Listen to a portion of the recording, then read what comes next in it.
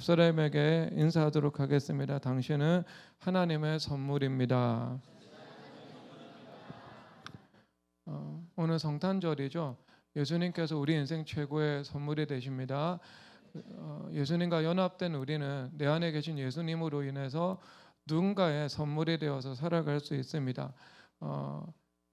애굽에 속한 세상 사람이었던 나를 하나님의 은혜로 교회로 불러주셨습니다. 세상에 소속된 것이 아니라 교회에 소속되어서 새로운 삶을 살아갈 수 있도록 인도해 주셨죠. 그래서 하나님께서 내가 바울처럼 비방자, 박해자, 폭행자였으나 이제는 충성된 일꾼이 되어서 하나님의 말씀을 맡은 자로 살아갈 수 있는 은혜를 베풀어 주셨습니다. 우리가 그 하나님의 말씀의 법을 구약으로부터 시작해서 신약을 망라하며 하나님의 말씀을 살펴보도록 하겠습니다. 먼저 민수기 8장 11절 다 함께 읽도록 하겠습니다. 아론이 이스라엘 자손을 위하여 레위는 흔들어 바치는 제물로 여호와 앞에 드릴지니 이는 그들에게 여호와께 봉사하게 하기 위함이라. 아멘. 로마서 12장 1절과 2절 말씀에서 우리를 거룩한 산제물로 하나님 앞에 드리라고 말씀하고 있습니다. 우리는 하나님 앞에 드려진 제물이죠. 그러면 그 제물이 어떤 다면적인 속성을 띠고 있는지 구약의 다양한 제사와 제물의 관점에서 우리가 그 본질을 살펴볼 수 있을 것입니다. 민수기 8장에서는 하나님 앞에 요제로 드리는 장면을 나오고 있죠.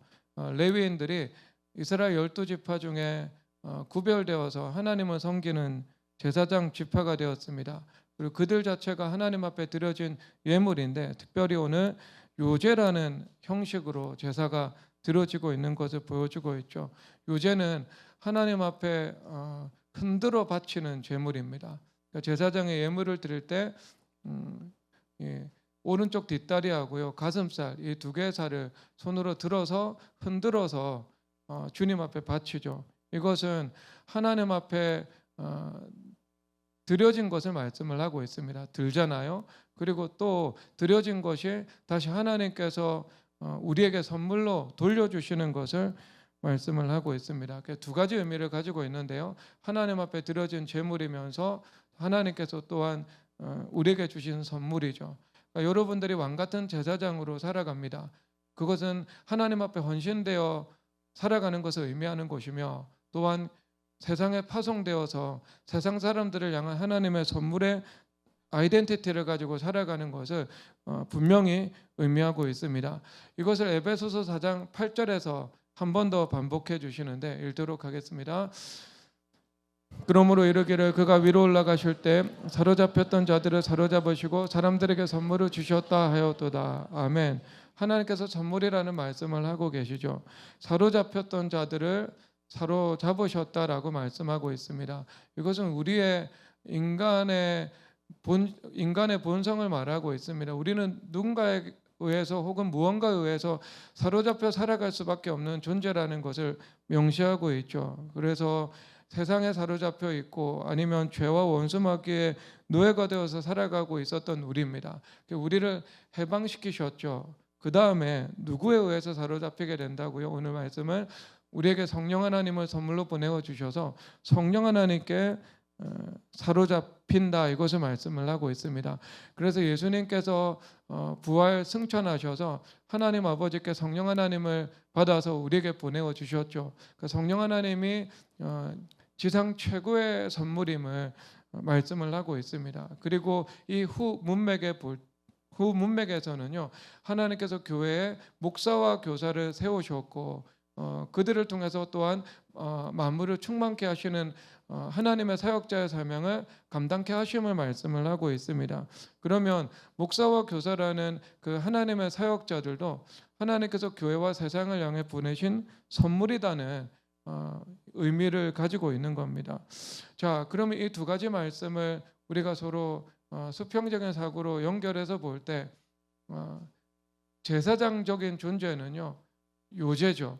하나님께서 이 세상에 보내신 선물입니다. 그리고 목사와 교사도 하나님께서 세우신 사역자로서 세상에 보내는 하나님의 비춤을 말씀을 하고 있는 겁니다. 그렇다면 여러분들 또한 목사와 교사로 부르심을 받지 않았다 할지라도요, 교회에서 다양한 직분의 섬김으로 부르심을 받았고, 또 나아가서 성도들은 왕적 제사장적인 지위로 하나님 앞에 부르심을 받았지 않습니까? 그러면 여러분들 또한 교회 안에서 또한 세상에 대해서 하나님께서 주신 선물임을 분명히 인정을 할 수밖에 없겠죠. 우리 옆 사람에게 인사하도록 하겠습니다. 당신은 하나님의 선물입니다.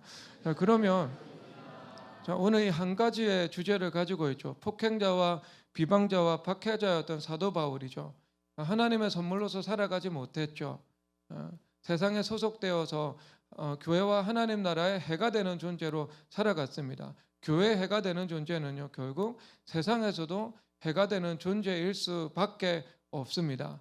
생명의 신 예수님을 나눠주지 못하고 오히려 생명의 신 예수님을 나누어주는 사명을 대적하는 존재로 서 있으니까요.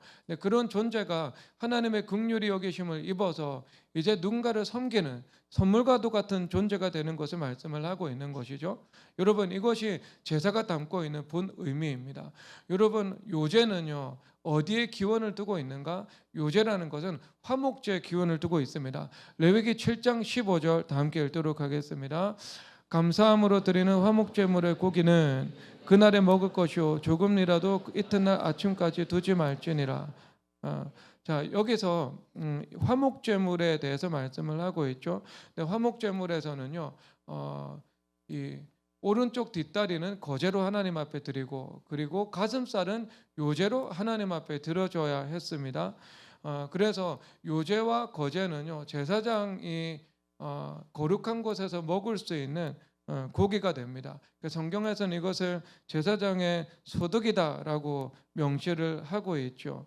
그런데 여러분이 화목제물의 고기가 제사장에게만 돌려지는 것이 아닙니다. 오른쪽 뒷다리와 가슴살은 요제와 거제의 형식으로 성전에 바쳐진 것이 되고, 이것이 제사장과 레위인의 소득이 된다면 레위기 7장 15절에서는요 그 가슴살과 오른쪽 뒷다리를 제외하고 나머지 모든 고기는요 백성들과 제사자들이 함께 먹고 나누고 누릴 수 있는 또 다른 선물이 됨을 말씀을 하고 있는 겁니다. 그래서 특별히 여기에서 이스라엘 백성들이 욕심을 내거나 혹은 인색하지 않도록 법을 제정하고 있는데요, 너희들이 이튿날 두 번째 날까지 고기를 다 먹지 않고 남겨두면 그 고기가 부정해진다라는 정도가 아니고 당연히 부정해지는데, 오늘 말씀에서는 너희들이 백성 중에서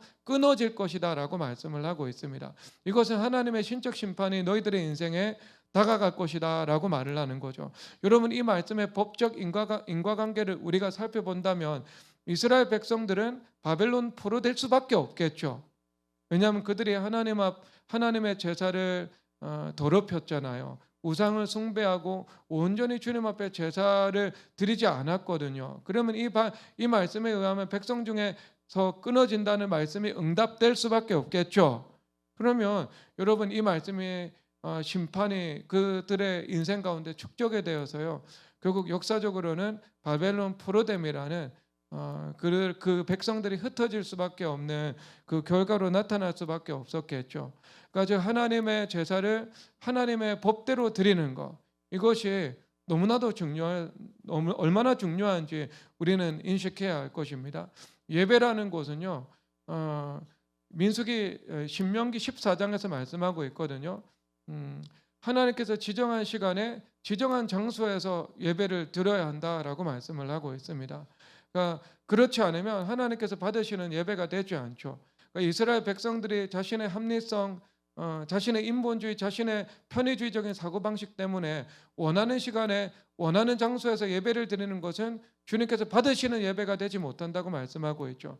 그래서 우리 총신대 신학대학교 교수님께서 공예배는 하나님께서 지정한 장소에서 지정한 시간 예배를 드려야 하기 때문에 이 의미를 지니지 못한다면 그것은 주님께서 받지 못하는 예배라는 성명서를 발표했죠. 왜? 한국교회 성도들이 너무 예배에 관한 인본적인 사고방식에 오염되어 나아가니까 그 위기감에서 발표한 성명이었던 겁니다. 그러니까 예배를 드리는 것도요, 하나님의 법대로 예배를 드려야 주님께서 받으시는 것이 되죠. 그러니까 이거 화목제물의 고기를 내가 이 고기를 이틀 2일째 3일째 될 때까지 남겨둘 수 있겠지, 뭐 큰 계명도 아닌데 내가 이거 다 주님 앞에 드렸는데, 그리고 이웃과 다 두 번째 날 세 번째 날 나눌 건데 라고 하면서 하나님의 법을 어기면 그 제사는 부정해질 뿐만 아니라 그 백성들은 끊어지는 심판을 받게 된다라고 말씀을 하고 있는 겁니다. 하나님의 법대로 우리가 신앙생활을 해야 되는 거죠. 그래서 여기서 하나님의 이 백성들에게 이 제사법에 의해서 무엇이 규정되고 있죠? 고기를 하루에 다 나누어야 합니다. 그러면 여러분, 소를 잡는다고 생각해 보십시오. 그러면 그 소를 얼마나 많은 사람들하고 나누어야 하겠습니까? 서로 화목제물 드리면은요, 가족 친지뿐만 아니라 주변에는 수많은 사람들까지 그 자리에 모아가지고요, 다 먹어야 그 고기를 소화해낼 수 있게 되는 겁니다. 그러면 이 화목제 정신이 의미하는 것은 무엇입니까? 그것은요, 우리가 하나님의 사랑으로 선물이 되는 삶을 살아가라는 것을 의미하고 있죠. 왜냐하면 여러분, 화목제라는 것은 주님 앞에 감사할 것이 있을 때 드리는 제사거든요. 그 하나님 앞에 감사가 있습니다. 그 감사한 이유를 주님 앞에 설명을 할 수 있지 않겠습니까? 성도들하고 함께 어때요? 하나님의 은혜를 나누는 그 과정에서 하나님께서 내 삶 속에서 행하신 일들, 내 삶 속에서 은혜 베푸신 일들을 필연적으로 설명을 하게 되겠죠. 그것이 화목제의 정신입니다. 그래서 하나님께서 은혜 베푸신 것을 나누는 겁니다. 그러니까 우리가 예수님의 생명을 그 과정을 통해서 나눌 수 있게 되는 거죠. 그리고 특별히 오늘 말씀에서는 화목제 제사를 드릴 때에는요, 어떻게 해요? 함께하는 형제 자매들과 그 유익도 나눌 수 있는 거, 이것을 말씀을 하고 있는 겁니다. 그래서 이 화목제 정신을 통해서 하나님께서 우리에게 가르쳐 주시는 것은요, 너는 이제 누군가의 선물로 살아가라, 이것을 말씀을 하고 있습니다. 조금 더 살펴보겠습니다. 신명기 23장 7절입니다. 신명기 23장 7절. 자, 읽겠습니다. 너는 에돔 사람을 미워하지 말라. 그는 내 형제임이라. 애굽 사람을 미워하지 말라. 내가 그의 땅에서 개게 되었음이라. 아멘. 여기서 한 문장만 기억하십시오. 애굽 사람을 미워하지 말라는 한 문장만 좀 기억하시기를 바랍니다. 이것이 어떻게 우리 하나님의 말씀으로 우리에게도 이루어질 수 있는 말인지 한번 살펴보도록 하겠는데요. 먼저 출애굽기 22장 1절 기억하시고 가도록 하겠습니다. 읽겠습니다. 시작. 사람이 소나 양을 도둑질하여 잡거나 팔면 그는 소 한 마리에 소 5마리로 갚고 양 한 마리에 양 4마리로 갚을지니라. 아멘. 여러분, 니체의 자유는요, 네가 무엇이든 원하는 것을 하라는 자유잖아요. 그래서 이런 사상 위에 또 미셸 푸코의 동성애 사상이 옷을 입었잖아요.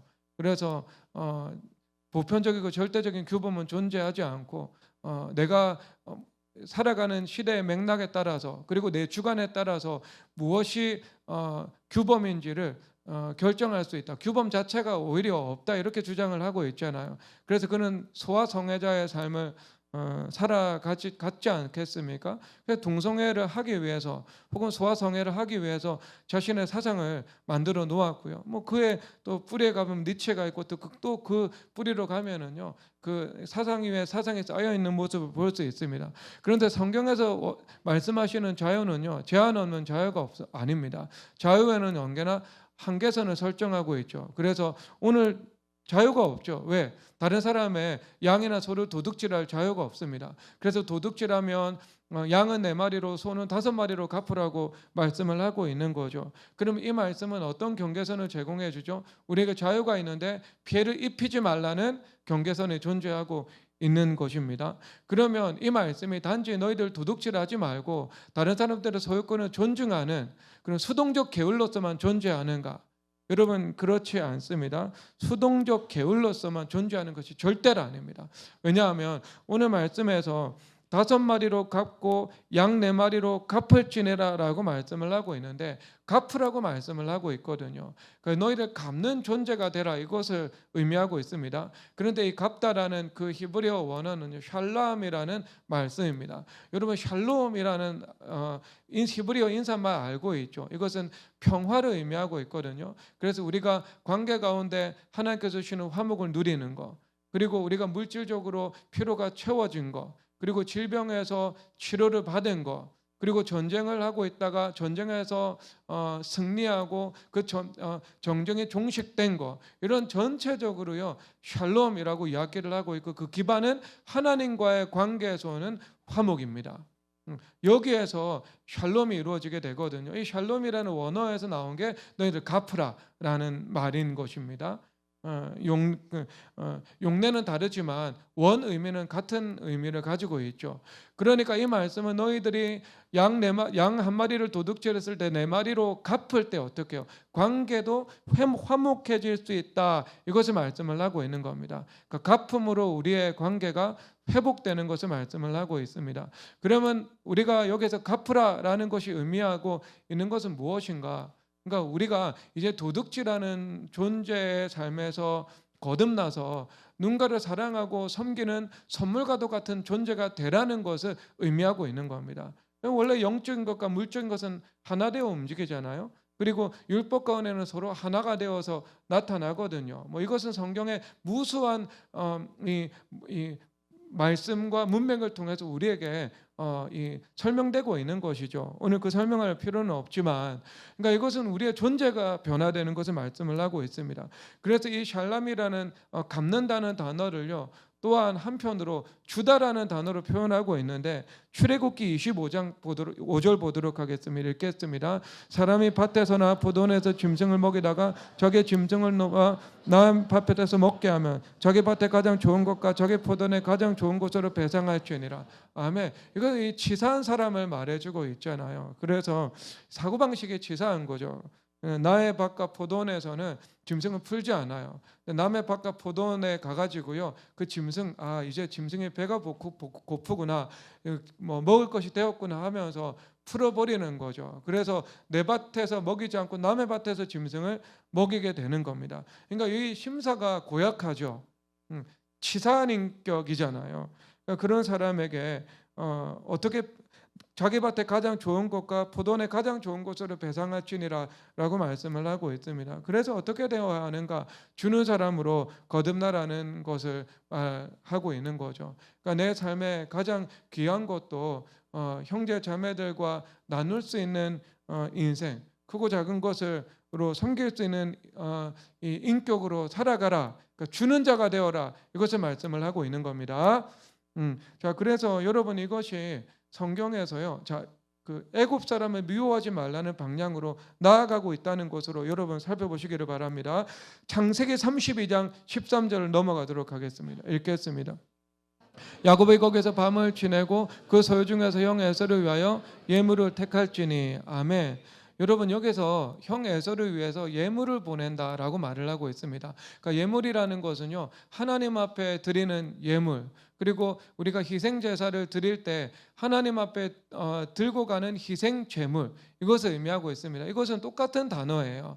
그러니까 문맥만 다른 곳에서 쓰이고 있거든요. 그러니까 의미는요 서로 교통하는 면을 분명히 가지고 있습니다. 그래서 우리가 20절 한번 다 읽어보도록 하겠습니다. 20절 읽겠습니다. 또 너희는 말하기를 주의 종 야곱에게 우리 뒤에 있다라니 이는 야곱이 말하기를 내가 내 앞에 보내는 예물로 형의 감정을 푼 후에 대면하면 형이 혹시 나를 받아주리라 함이었더라. 아멘. 여기서 이 예물을 통해서 형의 감정을 푼다, 이런 의미를 가지고 있잖아요. 물론 에서는 감정적인 면을 가지고 있었죠. 성경 전체에서 볼 때. 그리고 야곱은요 매우 주도 면밀한 책략가의 면모를 가지고 있습니다. 그래서 예물을 4차례에 걸쳐서 나누어서 보내면서 형의 마음을 푼다, 이렇게 우리가 표면적으로는 볼 수 있습니다. 그건 표면적인 해석이고요. 이면에 하나님의 말씀의 법이 있거든요. 여러분 우리가 십자가는 희생 제사를 주님 앞에 드리는 거잖아요. 근데 이 희생 제사라는 것은요 하나님의 진노를 푼다라는 의미가 있습니다. 그러면 하나님의 그러면 인간에 의해서 조종당하는 분이신가? 우리가 예물을 통해서 우상들을 달래어서 좌지우지하는 것처럼 우리가 창조주 하나님을 달래어서 내 뜻대로 움직여 나갈 수 있는 것인가? 여러분, 그런 의미가 결단코 아닙니다. 하나님의 진노를 푼다는 것은 어떤 의미인가? 법적 공의예요. 하나님은요, 죄에 대한 하나님의 필연적 감정은 죄에 대한 진노입니다. 그리고 죄에 대한 하나님의 필연적 행위는요, 죄에 대한 심판입니다. 그러면 죄라는 것은요, 하나님의 그 거룩한 감정과 하나님의 그 거룩한 판결을 필연적으로 이끌어낼 수밖에 없는 거예요. 여러분, 그래서 죄라는 것이요, 어떤 하나님의 언약, 하나님의 은혜와 긍휼, 하나님께서 우리에게 베풀어 주신 그 은혜 제사라는 것 없이 그냥 끝까지 거침없이 밀고 나가게 되면은요, 죄에 대해서는 반드시 진노와 심판이 따를 수밖에 없는 겁니다.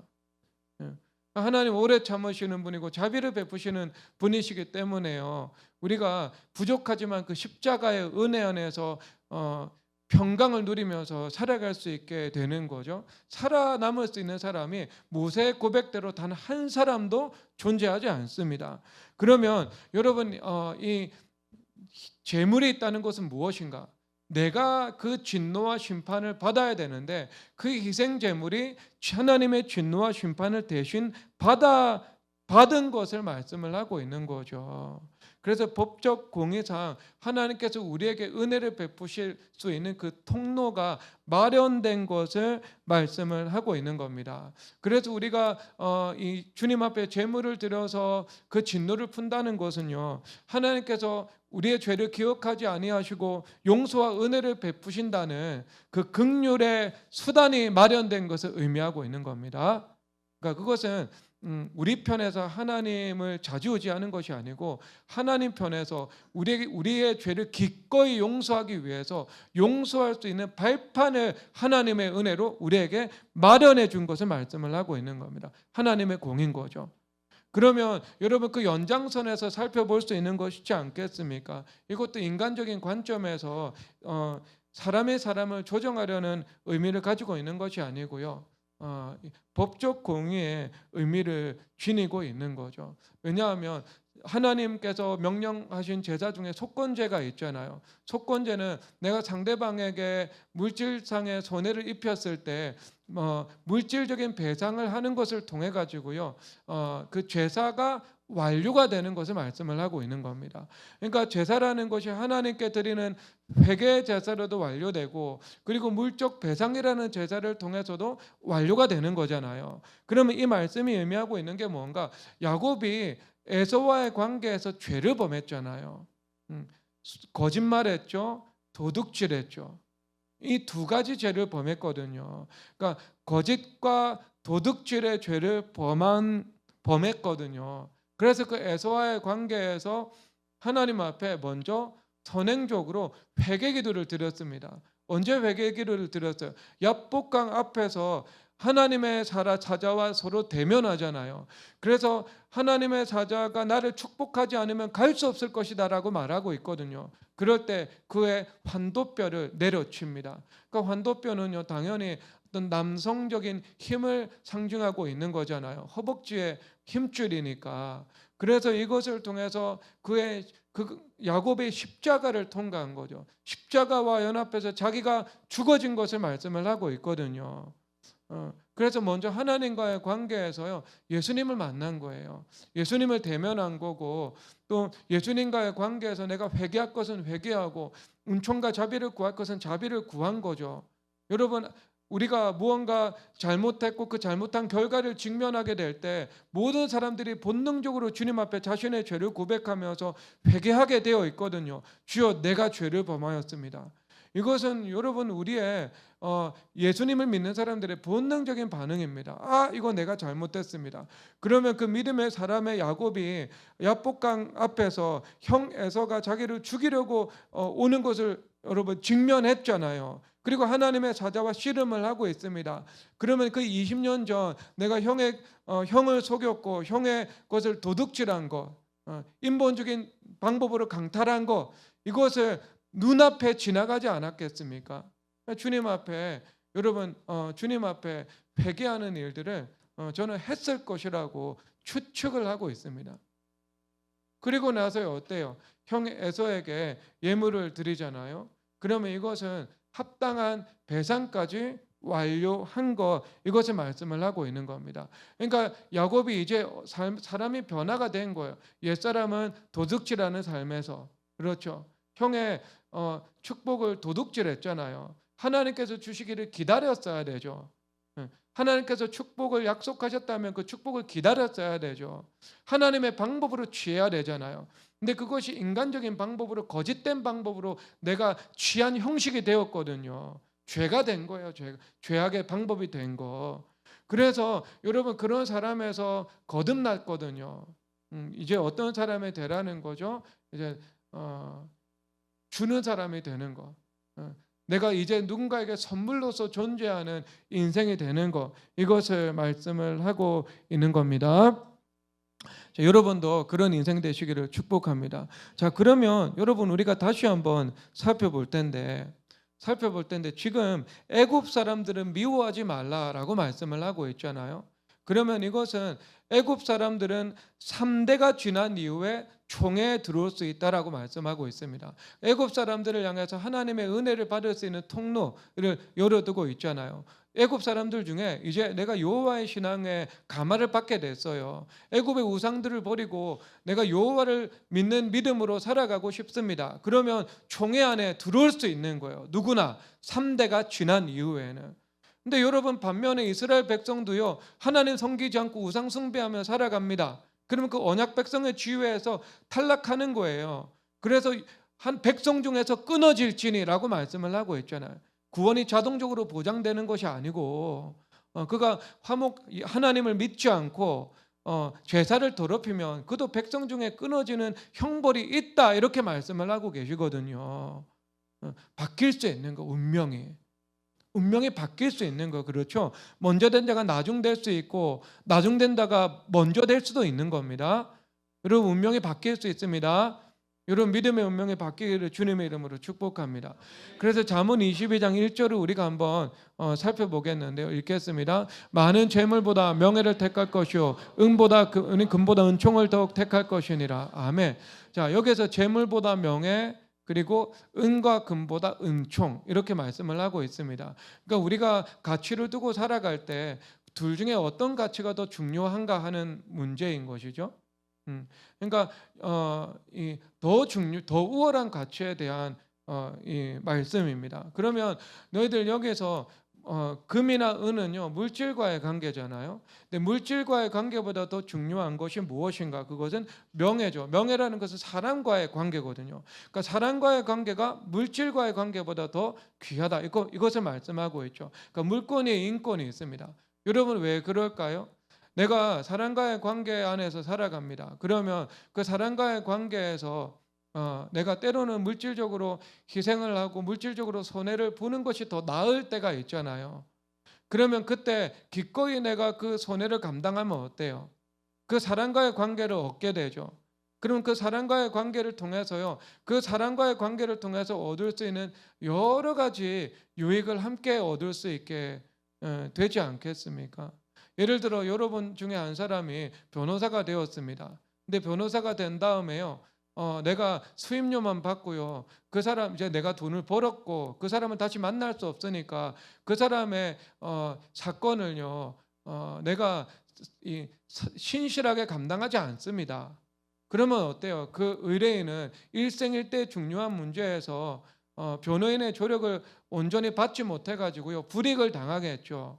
돈을 벌었습니다. 하지만 그 사람은 다시 만나지 않을 사람인 것처럼 여겨서 어때요?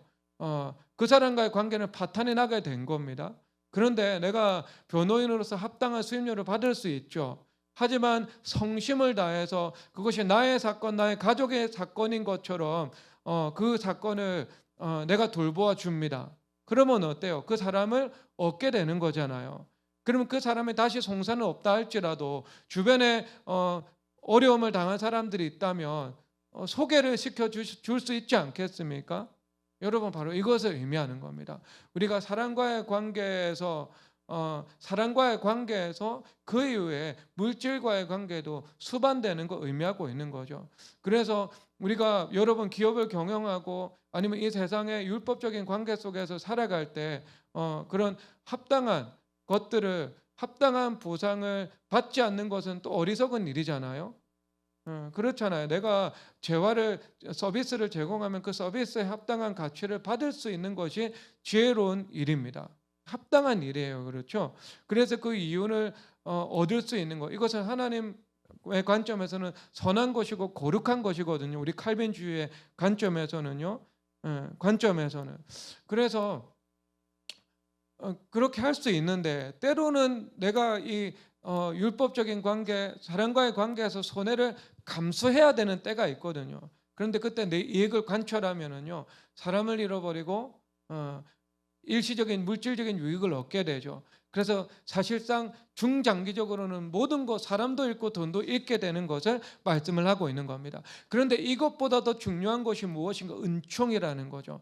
철저하게 이 은총이라는 것은요, 하나님 주권적인 언급입니다. 그러니까 하나님께서 주권적으로 은총을 주시는 거예요. 그래서 요셉이 때가 되었을 때 애굽 왕 바로 앞에서 은총을 입고, 다니엘이 느부갓네살 왕 앞에서 은총을 입는 거죠. 그런데 그 은총을 입은 기반은 어디에 있었던가? 그가 왕의 음식물과 포도주로 내 몸을 더럽히지 아니하리라라고 하나님의 말씀을 택했잖아요, 여러분.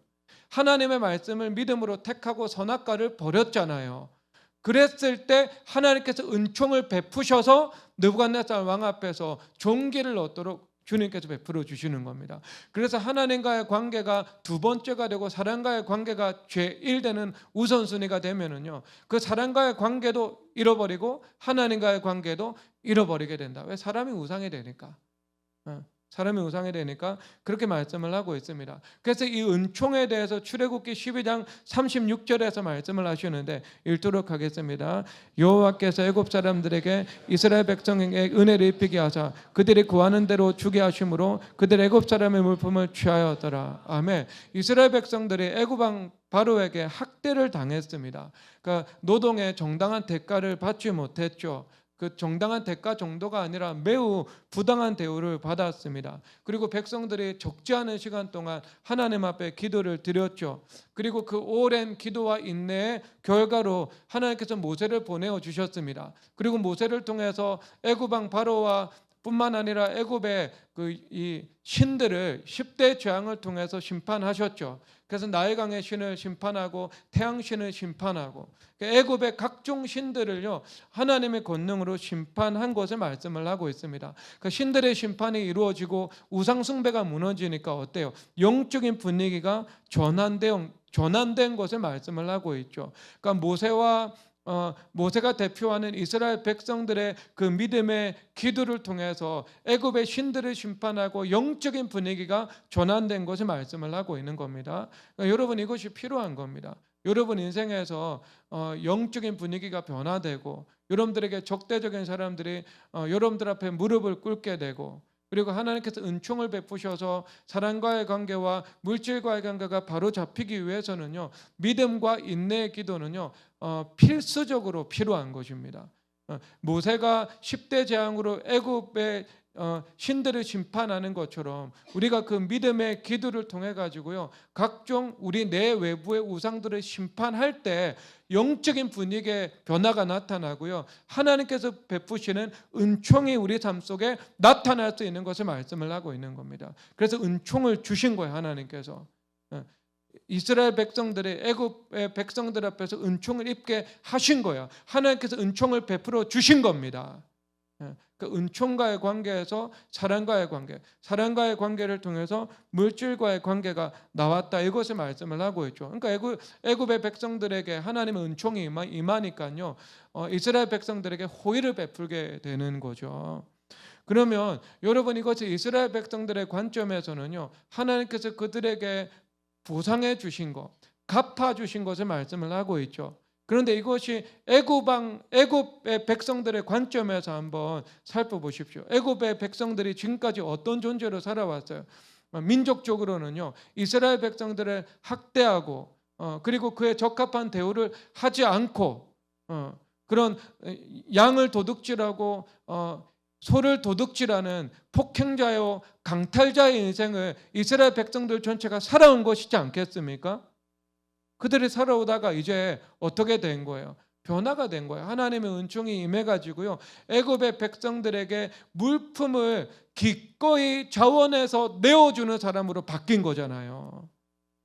바뀐 거잖아요. 여러분, 애굽 사람들의 태도가 바뀌었잖아요. 이제 양을 훔친 자들은 양 4마리를 갚는 사람으로 바뀐 거잖아요. 주는 사람으로 존재적인 그 변화가 어떤 측면으로든 애굽의 백성들 안에서 이루어진 것을 말씀을 하고 있는 겁니다. 여러분, 그러면 이것이 어떤 게 무엇이 되는 거예요? 애굽 사람들의 입장에서도요 하나님의 은총을 누릴 수 있는 그 하나님의 은혜의 통로가 마련된 것, 그것을 말씀을 하고 있습니다. 그러니까 이스라엘 백성들을 향해서는요 너희들 애굽 사람을 미워하지 말라, 이 말씀은 너희들 원수관계 적대관계 속에서 살아가지 말라는 말씀이죠. 그렇다고 해서 너희들의 애굽의 병거와 말을 얻기 위해서 애굽으로 달려가지 말라, 예전처럼 그 애굽을 주로 섬기는 민족이 되지 말라라는 거죠. 그리고 너희들이 애굽으로 돌아가지 말라는 것은 다시 애굽의 우상 숭배로 너희들이 유턴하지 말라는 것을 말씀을 하고 있는 겁니다. 그런데 어때요? 그렇다고 해서 너희들의 애굽 사람들을 적대하지는 말고, 그리고 애굽 사람들이라 할지라도 그들이 여호와의 신앙으로 돌아온다면 3대 이후에는 그들도 이 믿음의 언약 백성으로 인정받을 수 있다, 이것을 말씀을 하고 있는 겁니다. 그래서 그들에게 주시는 그 축복을요 이사야서 29장 23절에서 말씀하고 있습니다. 읽겠습니다. 19장 23절. 그 나라 애굽에서 아수르로 통하는 대로가 있어 아수르 사람은 애굽으로 가겠고 애굽 사람은 아수르를 갈 것이며 애굽 사람이 아수르 사람과 함께 경배하리라. 아멘. 여기서 애굽 사람이 아수르 사람과 함께 경배하리라. 그러니까 세계 중에서 이스라엘 백성과 애굽 사람과 아수르 사람, 이 세 민족이 여호와께 복이 될 것이다, 이렇게 말씀을 하고 있잖아요. 그러니까 너희들이 나그네 되었고 애굽의 인큐베이터 속에서 큰 민족으로 성장할 수 있었고, 너희들이 그 위기를 그 민족을 통해서 극복해내었고, 너희들의 배은망덕하지 말고 너희들이 나그네 되었을 그 시절을 기억하면서 감사하는 마음을 잊지 말고 살아가라 라고 말씀하시던 그 민족이 이제는 세계 중에서 복이 된다고도 말씀하고 있는 겁니다. 여러분, 이것은요 우리에게 말씀해 주시는 은혜이기도 합니다. 곡식 떠는 소에게 망을 씌우지 말라 했을 때 소를 위한 말씀이 아니라 우리 신자들을 위한 말씀이었죠.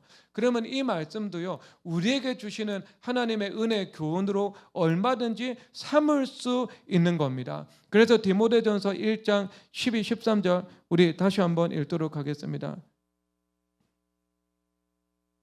읽겠습니다. 나를 능하게 하신 그리스도 예수 우리 주께 내가 감사함은 나를 충성되이 여겨 내 직분을 맡기심이니 내가 전에는 비방자요 박해자요 폭행자였으나 도리어 긍휼을 입은 것은 내가 믿지 아니할 때 알지 못하고 행하였습니다. 아멘. 내가 비방자요 박해자요 폭행자였다 말씀하고 있죠. 애굽이 이스라엘 백성들의 박해자요 폭행자였던 것처럼 사도 바울도 그러한 삶을 살아갔다고 말씀을 하고 있잖아요. 그러니까 여러분, 그래서 플라톤이 국가에서는요 통치자들은 피치자들의 유익을 구하는 사람이다라고 말씀을 하고 있었죠. 그래서 누군가의 유익이 되는 삶을 살아가야 한다는 것이 그 말이죠. 그러면 여러분, 사도 바울 선생님이 교회와 하나님 나라의 유익이 되지 않았죠. 그래서 결과적으로 세상의 유익이 되지 않았습니다. 그런데 이제 하나님의 긍휼하심을 입게 되어서 충성된 일꾼이 되었습니다. 그래서 교회와 하나님 나라를 섬기는 사람이 되었고, 교회와 하나님 나라를 섬김으로 곧 세상에 생명을 나누어 주는 사람으로 설 수 있게 되었죠. 그래서 그가 하나님 앞에 자기가 세운 장로들을 향해서 고백을 하잖아요. 주는 것이 받는 것보다 복이 있다라고 말씀을 하고 있습니다. 그래서 너희들 내가 이 교회와 세상을 향한 하나님의 선물로 살아간 것처럼 너희들도 교회 안에서 그리고 형제 자매들에 대해서 그리고 세상을 향해서 하나님께서 주시는 그 세상의 빛으로 선물로 그리고 생수의 강을 흘려보내는 사람으로 살아가라고 주님께서 말씀하고 있습니다. 그러면 먼저 된 자가 나중되고 나중된 자가 먼저 된다고 말씀하셨죠. 우리는 먼저 될 수 있는 사람들입니다. 그래서 고린도전서 1장에서는요, 하나님께서 약한 것들과 없는 것들, 천난 것들, 멸시받는 것들을 택하사 하나님께서 있는 것들을 폐하려 하신다 말씀을 하고 있습니다. 그래서 아무것도 아닌 우리와 같은 존재들을 주님께서 거룩한 제사장으로 세우셔서 세상에 유익하고 그리고 교회에 덕이 되는 사람으로 하나님께서 만들어 나갈 것을 말씀하고 있는 겁니다. 여러분, 그것을 여러분들을 향해 주신 하나님의 약속으로 받으시기를 주님의 이름으로 축복합니다. 그래서 이 세상에 하나님의 선물로서 존재하고 기동하고 살아가시기를 축복합니다. 다 함께 일어나서 찬양하겠습니다. 소원 찬양하도록 하겠습니다.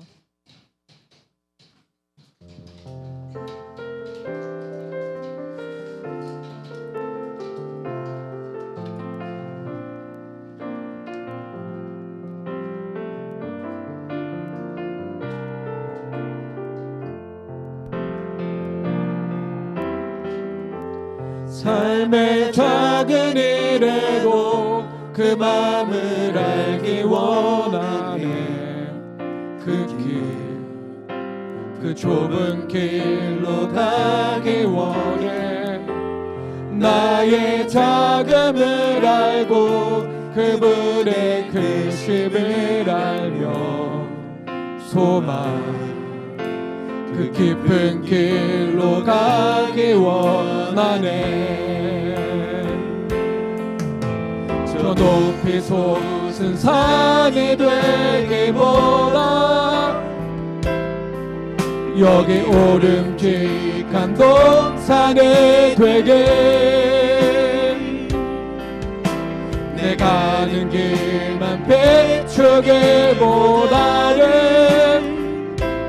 누군가의 길을 건져준다면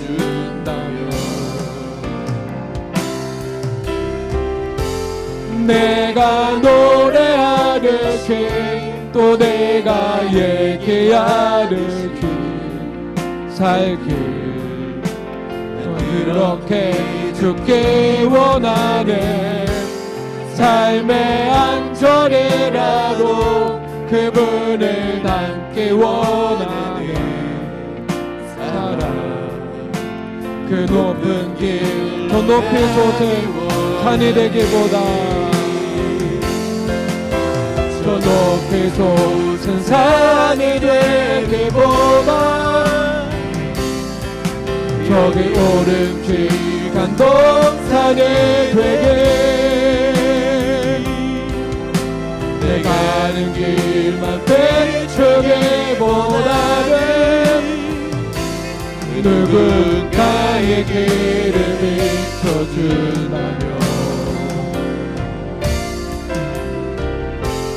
내가 노래하듯이 또 내가 얘기하듯이 살길 난 그렇게 죽기 원하네.